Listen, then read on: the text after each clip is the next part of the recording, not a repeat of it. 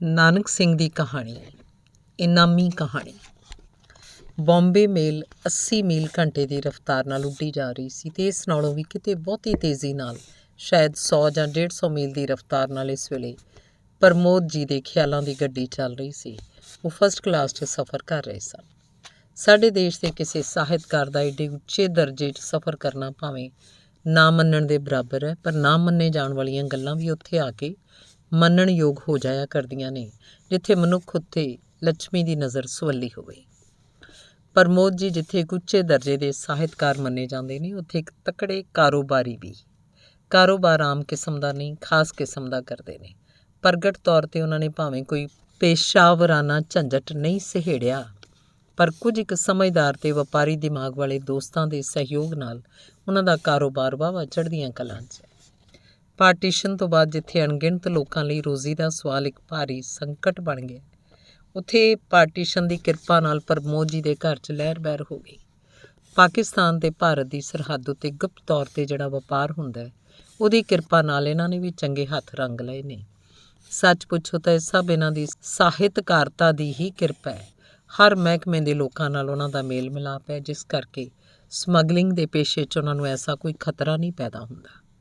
ਇਨੀ ਦਿਨੀ ਪਾਕਿਸਤਾਨ 'ਚ ਕਰੰਸੀ ਦੀਆਂ ਕੀਮਤਾਂ ਵਧੇਰੇ ਡਿੱਗੀਆਂ ਹੋਣ ਕਰਕੇ ਸੋਨੇ ਚਾਂਦੀ ਦਾ ਬਿਜ਼ਨਸ ਕਈ ਲੋਕਾਂ ਦੀ ਆਮਦਨੀ ਦਾ ਇੱਕ ਚੰਗਾ ਵਸੀਲਾ ਬਣਿਆ ਹੋਇਆ ਸੀ ਅਤੇ ਪ੍ਰਮੋਦ ਹੋਰੀ ਵੀ ਅੱਜ ਕੱਲ੍ਹ ਇਸੇ ਕੰਮ ਵਿੱਚੋਂ ਵਾਰੇ ਨਿਆਰੇ ਕਰ ਰਹੇ ਸਨ।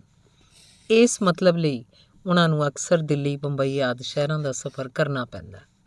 ਪਾਕਿਸਤਾਨ ਤੋਂ ਜਿਹੜਾ ਸੋਨਾ ਇੱਧਰ ਵੇਚਣ ਲਈ ਲਿਆਇਆ ਜਾਂਦਾ, ਉਹਦੀ ਵਿਕਰੀ ਲਈ ਦਿੱਲੀ, ਕਲਕੱਤਾ ਜਾਂ ਬੰਬਈ ਚੰਗੀਆਂ ਮੰਡੀਆਂ ਹਨ।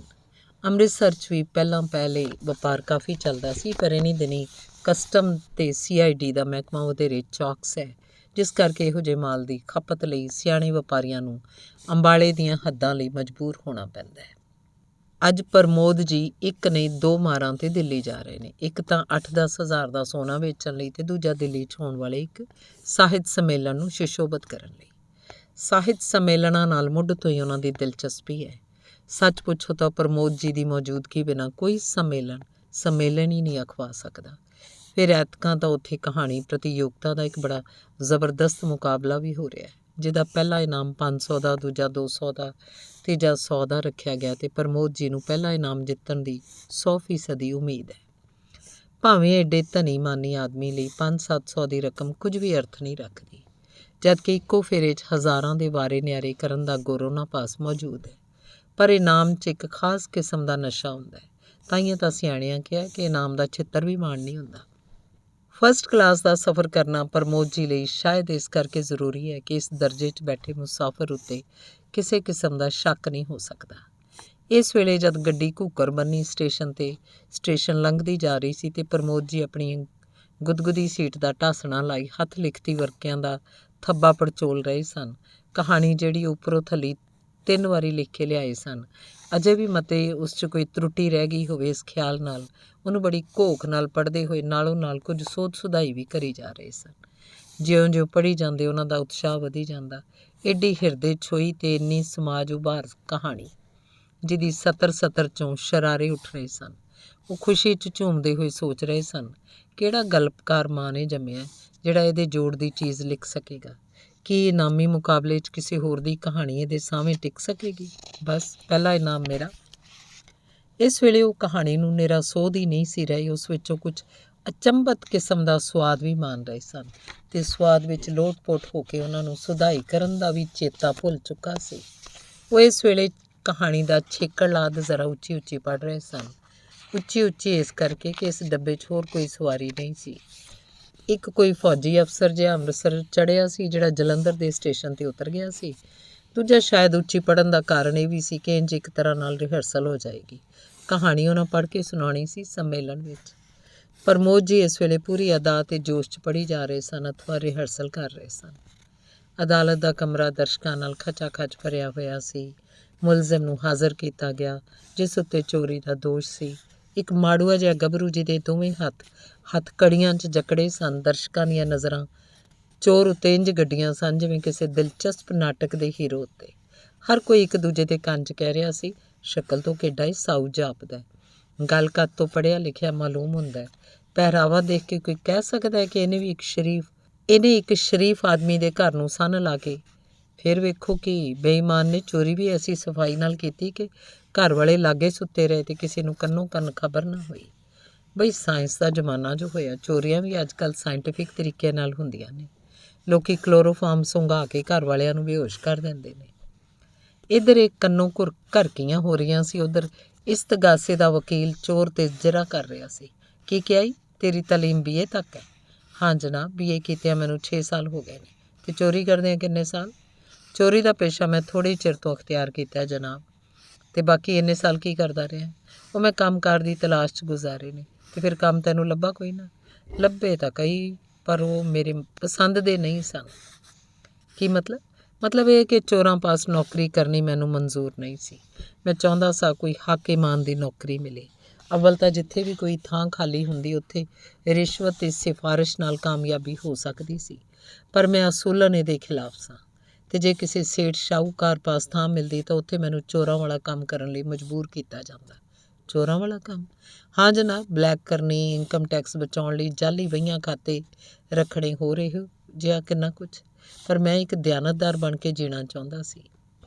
ਦਰਸ਼ਕਾਂ ਦਾ ਧਿਆਨ ਇਸ ਅਨੋਖੇ ਚੋਰ ਦੀਆਂ ਚੰਬਤ ਗੱਲਾਂ ਵੱਲ ਖਿੱਚਿਆ ਹੋਇਆ ਸੀ। ਅਦਾਲਤ ਦੇ ਕਮਰੇ 'ਚ ਸੰਨਾਟਾ ਸੀ, ਜਿਹਨੂੰ ਇਸ ਤਗਾਸੇ ਦੇ ਵਕੀਲ ਤੇ ਚੋਰ ਦਾ ਵਾਰਤਾਲਾਪ ਹੀ ਤੋੜ ਰਿਹਾ ਸੀ।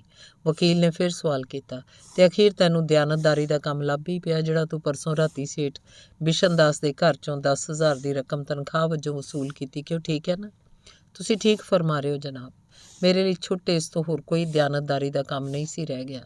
ਜੇ ਤੁਹਾਨੂੰ ਮੇਰੀ ਗੱਲ ਦਾ ਇਤਬਾਰ ਨਾ ਹੋਵੇ ਤਾਂ ਉਹ ਤੁਹਾਡੇ ਸਾਹਮਣੇ ਬੈਠੇ ਨੇ ਸੇਠ ਸਾਹਿਬ, ਇਹਨਾਂ ਨੂੰ ਪੁੱਛ ਕੇ ਵੇਖ ਲਓ। ਦਰਸ਼ਕਾਂ ਦਾ ਧਿਆਨ ਕੁਰਸੀ 'ਤੇ ਬੈਠੇ ਇੱਕ ਗੋਗੜਧਾਰੀ ਸੱਜਣ ਵੱਲ ਖਿੱਚਿਆ ਗਿਆ। ਕਿ ਉਹ ਸੇਠ ਸਾਹਿਬ? ਵਕੀਲ ਨੇ ਮੁਦਈ ਨੂੰ ਸੰਬੋਧਨ ਕੀਤਾ। ਇਸ ਬਾਰੇ ਕੁਝ ਕਹਿਣਾ ਚਾਹੁੰਦੇ ਹੋ? ਗੁੱਸੇ ਨਾਲ ਬੁੱਲ ਟੁਕਦਿਆਂ ਸੇਠ ਜੀ ਨੇ ਜਵਾਬ ਦਿੱਤਾ, ਬਕਵਾਸ ਕਰਦਾ ਹੈ ਹਰਾਮਜ਼ਾਦਾ, ਨਾਲੇ ਚੋਰ ਨਾਲੇ ਚਤਰ। ਵਕੀਲ ਤੇ ਜੱਜ ਦੋਹਾਂ ਨੇ ਮੁਲਜ਼ਮ ਵੱਲ ਗੁਸੈਲੀਆਂ ਨਜ਼ਰਾਂ ਨਾਲ ਤੱਕਿਆ, ਪਰ ਮੁਲਜ਼ਮ ਨੇ ਉਵੇਂ ਹੀ ਨਿਰਭੈਤਾ ਨਾਲ ਸੇਠ ਨੂੰ ਕਹਿਣਾ ਸ਼ੁਰੂ ਕੀਤਾ, ਨਾਰਾਜ਼ ਨਾ ਹੋ ਸੇਠ ਸਾਹਿਬ, ਮੈਂ ਮੁਆਦਬਾਨਾ ਅਰਜ਼ ਕਰਦਾ ਕਿ ਦੱਸੋ, ਪਿਛਲੇ ਮਹੀਨੇ ਮੈਂ ਲਗਾਤਾਰ ਕਈ ਦਿਨ ਤੁਹਾਡੇ ਦਰੇ ਦੌਲਤ 'ਤੇ ਹਾਜ਼ਰ ਨਹੀਂ ਸੀ ਹੁੰਦਾ ਕਿ ਮੇਰੀ ਬੀਵੀ ਬੱਚੇ ਮਰ ਰਹੇ ਨੇ। ਰੱਬ ਦੇ ਵਾਸਤੇ ਮੈਨੂੰ ਕਲਰਕੀ ਦਾ ਕੰਮ ਦਿਓ, ਜਿਸ ਬਾਰੇ ਤੁਸੀਂ ਕੁਝ ਦਿਨ ਪਹਿਲਾਂ ਅਖਬਾਰ 'ਚ ਇਸ਼ਤਿਹਾਰ ਛਾਪਿਆ ਸੀ, ਅਤੇ ਛੇਕੜ ਤੁਹਾਨੂੰ ਮੇਰੀ ਹਾਲਤ 'ਤੇ ਦਇਆ ਆ ਗਈ। ਤੁਸੀਂ ਮੈਨੂੰ ਮੁਨੀਮ ਰੱਖ ਲਿਆ। ਅਤੇ ਫਿਰ ਯਾਦ ਜੇ ਤੁਸੀਂ ਮੇਰੇ ਜਿੰਮੇ ਕਿਹੜਾ ਕੰਮ ਲਾਇਆ ਸੀ? ਨਕਲੀ ਵਹੀਆਂ ਖਾਤੇ ਤਿਆਰ ਕਰਨ ਦਾ, ਕਿਉਂਕਿ ਉਹਨੀ ਦਿਨ ਇਨਕਮ ਟੈਕਸ ਦਾ ਮਹਿਕਮਾ ਤੁਹਾਡੇ ਮਗਰ ਪਿਆ ਹੋਇਆ ਸੀ, ਜਿਹਦਾ ਦਾਅਵਾ ਸੀ ਕਿ ਤੁਸੀਂ ਕਈ ਲੱਖਾਂ ਰੁਪਏ ਇਨਕਮ ਟੈਕਸ ਦੀ ਚੋਰੀ ਕੀਤੀ ਹੈ। ਅਤੇ ਫਿਰ ਜਦ ਮੈਂ ਇਸ ਕੰਮ ਤੋਂ ਇਨਕਾਰ ਕਰ ਦਿੱਤਾ ਤਾਂ ਤੁਸੀਂ ਇੱਕਦਮ ਗੁੱਸੇ ਨਾਲ ਅੱਗ ਬਗੋਲਾ ਹੋ ਉੱਠੇ। ਤੁਸੀਂ ਮੈਨੂੰ ਬੇਇੱਜ਼ਤ ਕਰਕੇ ਆਪਣੇ ਦਫ਼ਤਰ 'ਚੋਂ ਬਾਹਰ ਕੱਢ ਦਿੱਤਾ। ਕੀ ਉਸ ਸੂਰਤ 'ਚ ਮੇਰੀ ਦਿਆਨਤਦਾਰੀ ਦਾ ਤਕਾਜ਼ਾ ਨਹੀਂ ਸੀ ਕਿ ਤੁਸਾਂ ਵਰਗੇ ਮਹਾਨ ਚੋਰ ਨੂੰ ਅਦਾਲਤ ਵਿੱਚ ਪੇਸ਼ ਕਰਕੇ ਤੁਹਾਡੀਆਂ ਕਰਤੂਤਾਂ ਦਾ ਭਾਂਡਾ ਭੰਨਦਾ? ਹੋਰ ਤਾਂ ਕਿਸੇ ਤਰੀਕੇ ਨਾਲ ਮੈਂ ਤੁਹਾਨੂੰ ਇੱਥੇ ਤੱਕ ਲਿਆ ਨਹੀਂ ਸੀ ਸਕਦਾ। ਛੇਕੜ ਮੈਂ ਸੋਚਿਆ ਇਹੋ ਠੀਕ ਢੰਗ ਰਹੇਗਾ ਅਦਾਲਤ ਵਿੱਚ ਲਿਆਉਣ ਦਾ, ਨਾਲ ਇੰਝ ਮੇਰੇ ਬਾਲ ਬੱਚੇ ਦਾ ਪੇਟ ਵੀ ਭਰੇਗਾ, ਅਤੇ ਜਿਹੜਾ ਬਲੈਕਾਂ ਕਰਕੇ ਤੁਸੀਂ ਸਰਮਾਇਆ ਇਕੱਠਾ ਕੀਤਾ ਸੀ ਉਹਨੂੰ ਵੀ ਜ਼ਰਾ ਹਵਾ ਲੱਗੇਗੀ। ਬਿਲਕੁਲ ਝੂਠ, ਬਿਲਕੁਲ ਬਕਵਾਸ। ਸੇਠ ਹੋਰੀ ਕੁਰਸੀ ਤੋਂ ਉਛਲਦੇ ਹੋਏ ਚਿੱਲਾ ਉੱਠੇ, ਇਹ ਬਦਮਾਸ਼ 2 ਕੌਡੀ ਦਾ ਆਦਮੀ ਮੇਰੀ ਹੱਦ ਤੱਕ ਕਰ ਰਿਹਾ। ਅਤੇ ਫਿਰ ਉਹਨੇ ਹਾਕਮ ਨੂੰ ਸੰਬੋਧਨ ਕੀਤਾ, ਜਨਾਬ, ਇੱਕ ਸ਼ਰੀਫ ਆਦਮੀ ਦੀ ਹੱਦ ਤੱਕ ਕਰਨ ਵਾਲੇ ਨੂੰ ਕਾਨੂੰਨ ਵੱਲੋਂ ਚੋਰੀ ਤੋਂ ਵੱਖਰੀ ਹੋਰ ਵੀ ਸਜ਼ਾ ਮਿਲਣੀ ਚਾਹੀਦੀ ਹੈ। ਜਨਾਬ ਨੂੰ ਪਤਾ ਮੈਂ 1,500 ਇਨਕਮ ਟੈਕਸ ਭਰਦਾ। ਮੈਂ ਆਪਣੇ ਮਹੱਲੇ ਦਾ ਚੌਧਰੀ ਹਾਂ। ਹਾਕਮ ਨੇ ਇੱਕ ਸਖਤ ਘੂਰੀ ਵੱਟ ਕੇ ਮੁਲਜ਼ਮ ਵੱਲ ਤੱਕਿਆ। ਇਸ ਤਗਾਸੇ ਦੇ ਵਕੀਲ ਨਾਲ ਪ੍ਰਾਸੀਕਿਊਟਰ ਇੰਸਪੈਕਟਰ ਨੇ ਵੀ, ਪਰ ਮੁਲਜ਼ਮ ਉੱਤੇ ਇਸ ਦਾ ਕੁਝ ਵੀ ਅਸਰ ਨਹੀਂ ਸੀ। ਉਹ ਕਿਸੇ ਸ਼ੋਖੀ 'ਚ ਬੋਲਿਆ, 1,500? ਪਰ ਜਿੰਨਾ ਰੁਪਇਆ ਤੁਸੀਂ ਪਿਛਲੇ 3 ਸਾਲਾਂ 'ਚ ਬਲੈਕ 'ਚ ਕਮਾਇਆ, ਉਸ ਲੇਖੇ ਤਾਂ ਤੁਹਾਨੂੰ ਕਈ ਲੱਖ ਰੁਪਏ ਟੈਕਸ ਦੇਣਾ ਚਾਹੀਦਾ ਸੀ। ਖਾਮੋਸ਼, ਹਾਕਮ ਦੀ ਲਲਕਾਰ ਆਈ। ਕਾਨੂੰਨ ਇਜਾਜ਼ਤ ਨਹੀਂ ਦਿੰਦਾ ਕਿ ਬਗੈਰ ਕਿਸੇ ਸਬੂਤ ਤੋਂ ਇੱਕ ਭਲੇ ਆਦਮੀ ਉੱਤੇ ਇਲਜ਼ਾਮ ਲਾਇਆ ਜਾਏ। ਤੈਨੂੰ ਟੂ ਦੀ ਪੁਆਇੰਟ ਗੱਲ ਕਰਨੀ ਚਾਹੀਦੀ ਹੈ, ਅਤੇ ਉਹ ਵੀ ਜ਼ਰਾ ਦੇ ਜਵਾਬ 'ਚ। ਕਹਾਣੀ ਦੇ ਇਸ ਹਿੱਸੇ 'ਤੇ ਪਹੁੰਚ ਕੇ ਪ੍ਰਮੋਦ ਜੀ ਦੀਆਂ ਅੱਖਾਂ 'ਚ ਨੀਂਦਰ ਰੜਕਣ ਲੱਗ ਪਈ। 2-2.5 ਸਫ਼ੇ ਉਹਨਾਂ ਲਈ ਅਜੇ ਹੋਰ ਪੜ੍ਹਨੇ ਬਾਕੀ ਸੀ, ਪਰ ਨੀਂਦਰ ਦੇ ਗਲਬੇ ਨੇ ਉਹਨਾਂ ਨੂੰ ਇਸ ਵੇਲੇ ਕੁਝ ਸਿੱਥਲ ਜਿਹਾ ਕਰ ਦਿੱਤਾ ਸੀ, ਅਤੇ ਬਾਕੀ ਸਫ਼ੇ ਉਹਨਾਂ ਉੱਚੀ ਨਹੀਂ ਸਗੋਂ ਅੰਤਰਮੁਖ ਪੜ੍ਹੇ, ਅਤੇ ਉਹ ਵੀ ਸਰਸਰੀ ਤੌਰ 'ਤੇ। ਇੱਕ ਵਾਰੀ ਫਿਰ ਉਹਨਾਂ ਦਾ ਮਨ ਇਸ ਸਫਲ ਕਹਾਣੀ ਲਈ ਨਸ਼ਿਆ ਉੱਠਿਆ। ਕਹਾਣੀ ਪਹਿਲਾਂ ਹੀ ਉਹਨਾਂ ਦੇ ਅਨੁਮਾਨ ਤੋਂ ਵੱਧ ਕਾਮਯਾਬ ਲਿਖੀ ਗਈ ਸੀ, ਪਰ ਹੁਣ ਦੀ ਕੱਟ ਵੱਢ ਨੇ ਤਾਂ ਸੋਨੇ ਤੇ ਸੁਹਾਗੇ ਦਾ ਕੰਮ ਕੀਤਾ। ਇੱਕ ਵਾਰੀ ਫਿਰ ਉਹਨਾਂ ਦੇ ਅੰਦਰੋਂ ਆਵਾਜ਼ ਉੱਠੀ, ਬਸ ਹੁਣ ਪਹਿਲੇ ਦਰਜੇ ਦਾ ਇਨਾਮ ਮੇਰਾ ਅਤੇ 100% ਮੇਰਾ।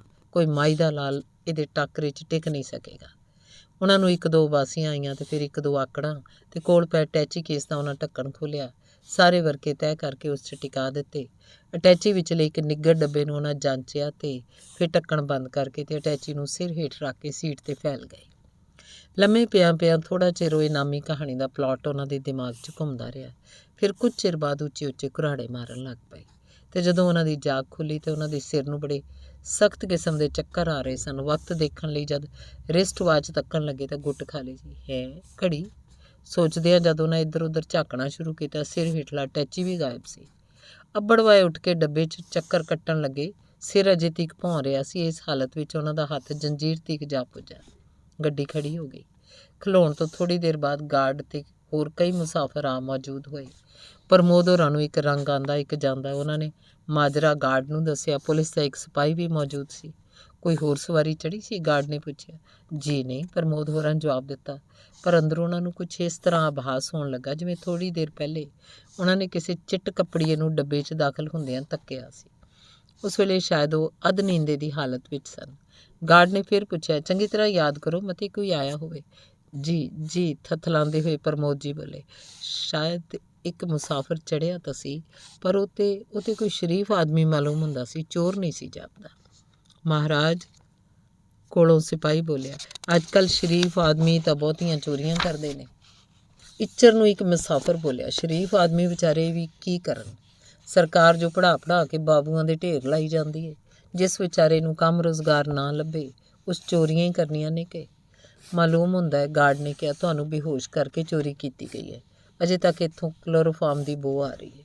ਮੇਰਾ ਵੀ ਇਹੋ ਖਿਆਲ ਹੈ, ਪ੍ਰਮੋਦ ਜੀ ਬੋਲੇ। ਅਜੇ ਤੱਕ ਮੇਰੇ ਸਿਰ ਨੂੰ ਚੱਕਰ ਆ ਰਹੇ ਨੇ। ਪਰ ਤੁਸੀਂ ਚਿਟਕਣੀ ਤੇ ਬੰਦ ਕਰ ਲੈਣੀ ਸੀ, ਗਾਰਡ ਨੇ ਗਿਲਾ ਕੀਤਾ। ਮੈਨੂੰ ਜੀ, ਮੈਂ ਇੱਕ ਕਹਾਣੀ ਪੜ੍ਹਦਾ ਸੌਂ ਗਿਆ। ਚਿਟਕਣੀ ਲਾਉਣ ਦਾ ਚੇਤਾ ਹੀ ਨਹੀਂ ਸੀ ਰਿਹਾ। ਅੱਛਾ, ਤੇ ਅਟੈਚੀ 'ਚ ਕੀ ਸਮਾਨ ਸੀ? ਜੀ ਉਸ 'ਚ ਇੱਕ ਕਹਾਣੀ ਦਾ ਖਰੜਾ ਸੀ ਜਿਹੜਾ ਮੈਂ ਇਨਾਮੀ ਮੁਕਾਬਲੇ ਲਈ ਲਿਖ ਕੇ ਲਿਜਾ ਰਿਹਾ ਸੀ। ਅੱਛਾ, ਹੋਰ? ਇਸ ਸਵਾਲ ਦੇ ਜਵਾਬ 'ਚ ਜਿਵੇਂ ਪ੍ਰਮੋਦ ਹੋਰਾਂ ਨੂੰ ਦੰਦਲ ਪੈ ਗਈ। ਬੋਲੇ, ਨਾਲੇ ਮੇਰੀ ਬਾਂਹ 'ਚ ਰਿਸਟ ਵਾਚ ਸੀ। ਰਿਸਟ ਵਾਚ ਤਾਂ ਬਾਂਹ ਨਾਲ ਸੀ ਨਾ, ਮੇਰੀ ਅਰਜ਼ ਹੈ। ਅਟੈਚੀ 'ਚ ਹੋਰ ਕੀ ਕੋਈ ਸੀ? ਹੋਰ ਜੀ, ਹੋਰ ਤੇ ਐਸੀ ਕੋਈ ਖਾਸ ਚੀਜ਼ ਨਹੀਂ ਸੀ, ਥਥਿਆਂਦੀ ਆਵਾਜ਼ 'ਚ ਪ੍ਰਮੋਦ ਜੀ ਨੇ ਜਵਾਬ ਦਿੱਤਾ। ਚਲੋ ਭਲੇ ਬਚੇ, ਸਿਪਾਹੀ ਬੋਲਿਆ। ਜੇ ਉਹ ਬਿਸਤਰਾ ਤੇ ਨਾਲੇ ਸੂਟਕੇਸ ਚਲਾ ਜਾਂਦਾ ਤਾਂ ਕਿੰਨੀ ਬੁਰੀ ਗੱਲ ਸੀ। ਪਰ ਹੈਰਾਨੀ ਦੀ ਗੱਲ ਹੈ, ਗਾਰਡ ਬੋਲਿਆ, ਚੋਰ ਸਿਰਫ ਤੁਹਾਡੀ ਘੜੀ ਤੇ ਬਸ ਕਹਾਣੀ ਚੁਰਾਉਣ ਹੀ ਆਇਆ ਸੀ। ਪ੍ਰਮੋਦ ਜੀ ਨੂੰ ਕੋਈ ਜਵਾਬ ਨਾ ਔੜਿਆ। ਮਾਫ਼ ਕਰਨਾ ਸਾਹਿਬ, ਗਾਰਡ ਨੇ ਕੁਝ ਸ਼ਿਕਵੇ ਭਰੀ ਆਵਾਜ਼ 'ਚ ਕਿਹਾ, ਇੰਨੀ ਛੋਟੀ ਜਿਹੀ ਚੋਰੀ ਬਦਲੇ ਤੁਹਾਨੂੰ ਚੇਨ ਨਹੀਂ ਸੀ ਖਿੱਚਣੀ ਚਾਹੀਦੀ। ਮੇਲ ਟ੍ਰੇਨ ਦਾ ਥੋੜ੍ਹੇ ਚਿਰ ਲਈ ਰੁਕਣਾ ਵੀ ਬੜਾ ਨੁਕਸਾਨਦੇਹ ਹੁੰਦਾ। ਅੱਛਾ, ਅੰਬਾਲੇ ਚੱਲ ਕੇ ਤਫਤੀਸ਼ ਕੀਤੀ ਜਾਏਗੀ, ਕਹਿ ਕੇ ਗਾਰਡ ਉਤਰ ਗਿਆ। ਉਹਦੇ ਮਗਰ ਸਿਪਾਹੀ ਤੇ ਦੂਜੇ ਆਦਮੀ ਵੀ। ਪ੍ਰਮੋਦ ਜੀ ਜਿਵੇਂ ਮੁਹਾਣਾ ਬੇੜੀ ਰੋੜ ਕੇ ਆਪਣੀ ਸੀਟ 'ਤੇ ਆ ਡੱਠੇ। ਇਸ ਵੇਲੇ ਉਹਨਾਂ ਦੇ ਸਿਰ ਨੂੰ ਚੱਕਰ ਆ ਰਹੇ ਸਨ ਅਤੇ ਇਹਨਾਂ ਚੱਕਰਾਂ 'ਚ ਕੇਵਲ 2 ਹੀ ਚੀਜ਼ਾਂ ਭੌਂ ਰਹੀਆਂ ਸਨ, ਇਨਾਮੀ ਕਹਾਣੀ ਦਾ ਖਰੜਾ ਅਤੇ ਅਟੈਚੀ ਵਿਚਲਾ ਇੱਕ ਨਿੱਘਰ ਡੱਬਾ। ਗੱਡੀ 80 ਮੀਲ ਘੰਟੇ ਦੀ ਰਫ਼ਤਾਰ 'ਤੇ ਜਾ ਰਹੀ ਸੀ। ਧੰਨਵਾਦ।